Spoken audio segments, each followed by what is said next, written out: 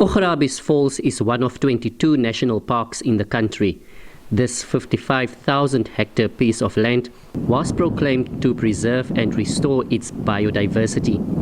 The picturesque park offers environmental education and research. Tourists say they will take advantage of the free access during National Parks Week. This is the first time I've actually heard of it.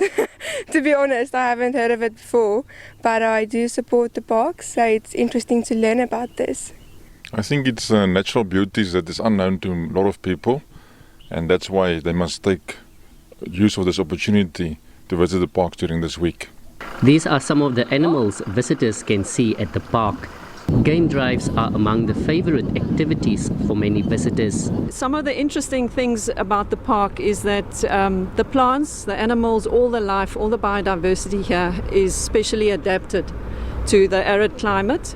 And the adaptations, especially of the plants, are very interesting. Of the animals, the gemsbok have amazing adaptations to retain water. The tourism sector was hard hit by the pandemic, but it's bouncing back with an increasing number of day visitors setting foot in national parks.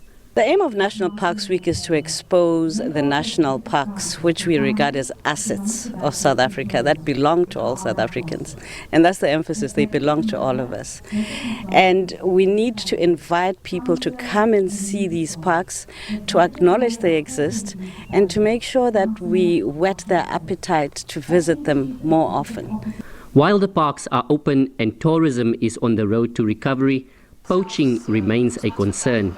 We must say that it poses a terrible threat to our biodiversity. I think we're all aware of rhino poaching and the terrible impact it's having on our national parks.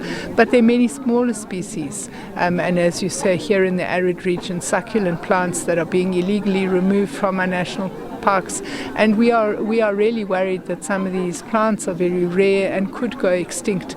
SABC says it employs 80% of local communities across the national parks. South Africans only need to produce their identity documents to gain free access to the parks this week. Reginald Witboy, SABC News, Augrabies Falls.